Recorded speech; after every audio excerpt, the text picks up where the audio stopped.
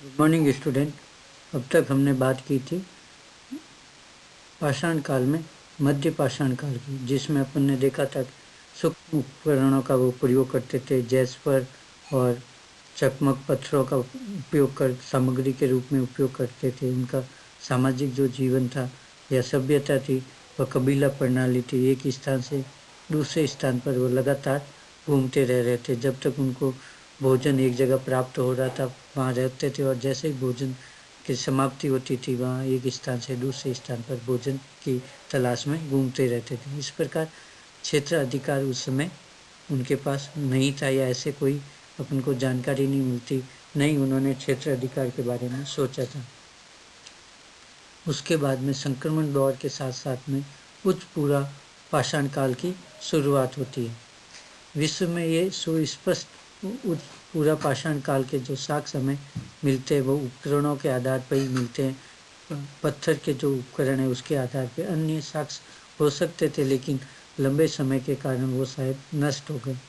पर भारतवर्ष में इसके साक्ष्य उच्च पूरा पाषाण काल के मिलते हैं, पर इतने अधिक नहीं मिलते जितने कि निम्न और मध्य पूरा पाषाण काल के साक्ष्य हमें उपलब्ध होते हैं, या जो क्षेत्र उत्खनन के क्षेत्र मिले उतनी संख्या में उच्च पूरा पाषाण काल के हमें नहीं मिले। फिर भी हमारे पास जो उत्खनन के क्षेत्र है जिसमें प्रमुख है बेलन घाटी, बागोर, भीमबेटका, रैनीगुट्टी, चितमन्नू, सोलापुर, बीजापुर आदि ऐसे क्षेत्र थे जहाँ से हमें उपकरण मिले हैं जो कि उच्च पूरा पाषाण काल सभ्यता या संस्कृति के बारे में अपन को विशेष जानकारी देते हैं। उच्च पूरा पाषाण काल का जो समय माना गया है वह 40,000 वर्ष से 10,000 ईसा पूर्व तक माना गया।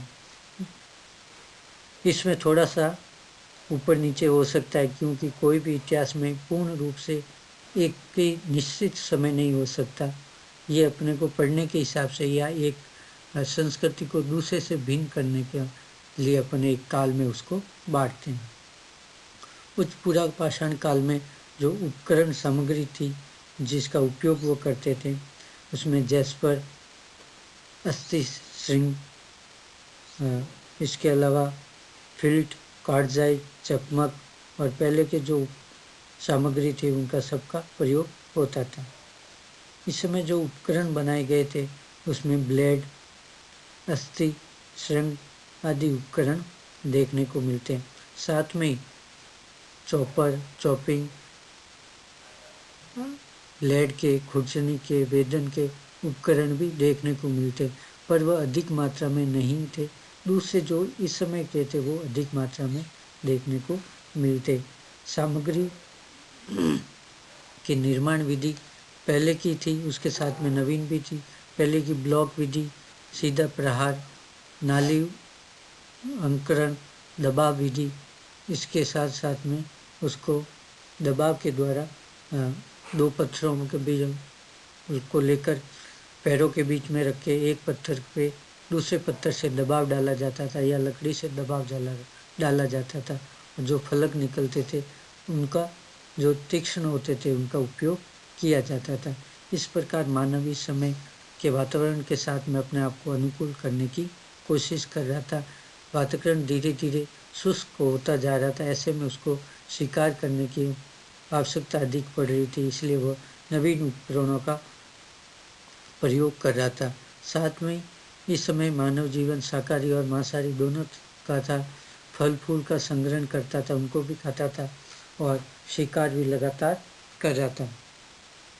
सामाजिक संस्कृति देखें तो कबीला प्रणाली थी, झुंड में एक स्थान से दूसरे स्थान पर जाते थे। वर्तमान समय भी पारिवारिक स्थिति या विवाह संबंध जैसी कोई संरचना नहीं थी। मानव जीवन एक प्रकार से झुंड में एक स्थान से दूसरे स्थान पर भोजन की तलाश में घूमा करता था। अब मानव जीवन धीरे धीरे गुफाओं के साथ साथ में स्थल भूमि पर भी आना उसने शुरू कर दिया था। समूह के रूप में एक स्थान पर दूसरे स्थान पर रहता था, जिससे उसको सुरक्षा भी मिल रही थी और धीरे धीरे संवाद की प्रक्रिया भी शुरू देखने को मिलती है और साथ में घनिष्ठता भी आपस में आने लगी। जीवकोपार्जन के इसके साथ साथ में खाद्य संग्रहण, आखेट आदि प्रमुख थे। चित्तमनु जो उत्खनन क्षेत्र मिला है उसका M.K. मूर्ति ने उत्खनन किया था, उनके द्वारा करवाया गया था। ये उच्च पूरा पाषाणकालीन संस्कृति थी। यहाँ पर 90% जो उपकरण मिले वो अस्थि उपकरण मिले, जो हड्डियों से बनाए गए थे, जानवरों की हड्डियों या अन्य हड्डियों से बनाए गए थे, जिनका प्रयोग उपकरणों के रूप में किया गया था। इसमें बुरीन, खुरचनी, कांटा, सुई जैसी संरचनाएं देखने को मिलती। इसके कारण अपन इस संस्कृति को जानते और समझते। इस प्रकार देखें तो उत्तर भारत से लेकर दक्षिण भारत और पूर्व से लेकर पश्चिम भारत तक इस संस्कृति के साक्ष्य हमें भारत में मिले। इस प्रकार उच्च पूरा पाषाणकालीन संस्कृति के भारत में साक्ष्य देखने को मिलते। इसका प्रमुख उद्देश्य महत्वपूर्ण संस्कृति में योगदान यह है कि इसके कारण आगे की संस्कृति का विकास हुआ और भारतीय सभ्यता और संस्कृति का धीरे धीरे विकास हुआ। Thank you.